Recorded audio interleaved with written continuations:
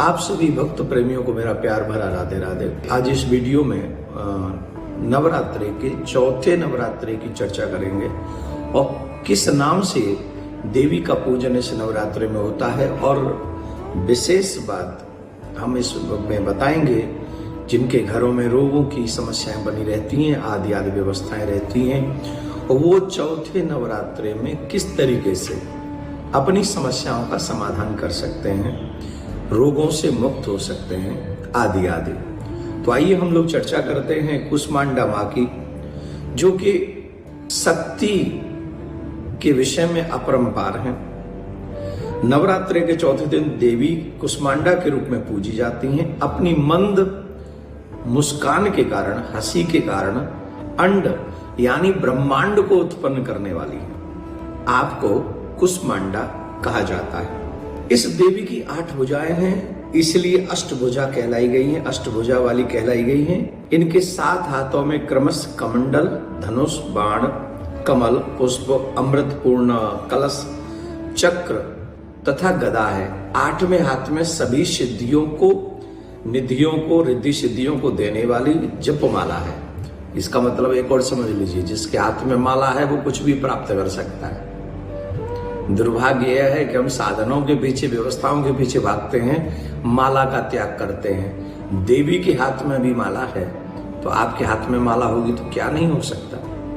पर क्या कहें, फिर भी आप माला का थोड़ा सा जाप कीजिए, आपके लिए लाभदायक होगा।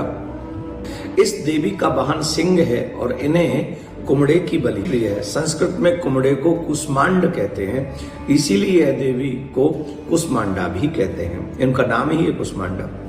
पौराणिक कथा के अनुसार जब सृष्टि नहीं थी, चारों तरफ अंधकार था, तब इसी देवी ने अपने हसत हास्य से ब्रह्मांड की रचना की थी।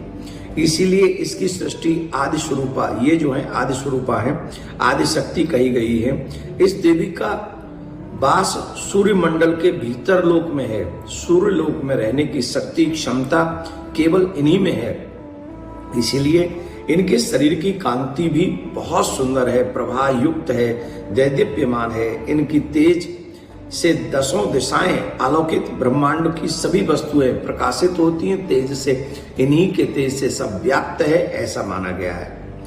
अचंचल और पवित्र मन से नवरात्रि के चौथे दिन इस देवी की जो व्यक्ति पूजा करता है, आराधना करता है, इससे सभी भक्तों के, मैंने शुरू में आपको कहा था रोगों के विषय में, जो मनुष्य कुष्मांडा देवी की पूजा करता है, मन क्रम वचन से आराधना करता है, और जो मनुष्य काशी फल की बलि कोई भी आकार देकर, कुछ भी आकृति बनाकर, अपने रोगों की स्मृति करके, अपने परिवारी जनों के रोगों के विषय में जानकर, उन्हें माँ के आगे प्रस्तुत वंदना करके, निवेदन करके, जो कुष्मांडा मतलब काशी फल की बलि देनी चाहिए माँ के आगे, और अपने समस्त रोगों का वर्णन करना चाहिए। तो माँ प्रसन्न होकर श्रद्धा पूर्वक जो लोग, बलि माने पशु जीव बलि नहीं, ये काशी फल को ही बलि देनी चाहिए उस समय।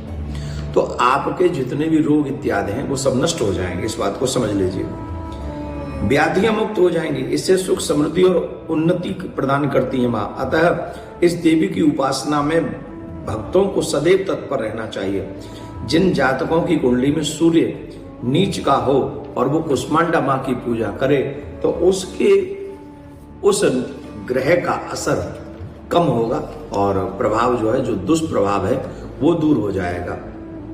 माँ कुष्मांडा की पूजा करने से उनके भक्तों के दुख दूर होते हैं, उनके रोग नष्ट हो जाते हैं, उन्हें मुक्ति भी मिलती है। अगर आप कुष्मांडा माँ की ढंग से, मन से, श्रद्धा से पूजा करें तो इसमें कोई द्वारा नहीं है। सृष्टि का सृजन करने वाली माँ को हम बार बार नमन करते हैं। एक और बात बताएं, कुष्मांडा क्यों कहते हैं? क्योंकि आपने देखा होगा काशी फल में बीज बहुत होते हैं।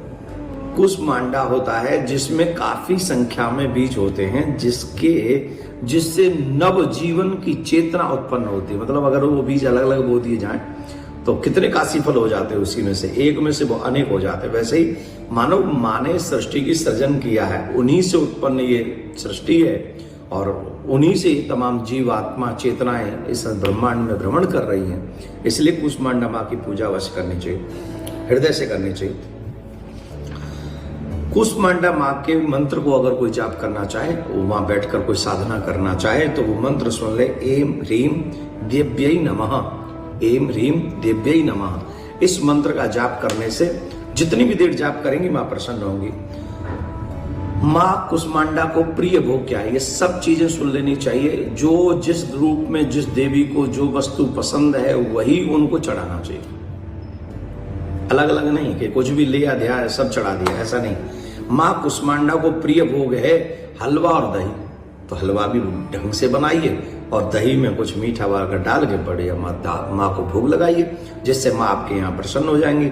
माँ हलवा का भोग तो मोस्टली सभी माँओं को पसंद है। जागरणों में सब लोग लगाते हैं ना, वो चना और हलवा का भोग लगाते हैं, पूड़ी हलवा का है। माता जी को जो प्रिय फूल पसंद है और जो रंग पसंद है वो है लाल रंग पसंद है माता राम को। तो माँ लाल रंग अवश्य धारण कीजिए उस दिन पूजा करते समय। और जो पुष्पों में जो माँ को पुष्प पसंद है, लाल रंग का ही पुष्प माँ को पसंद है। माँ कुष्मांडा की पूजा अर्चना से जीव की आयु बढ़ती है।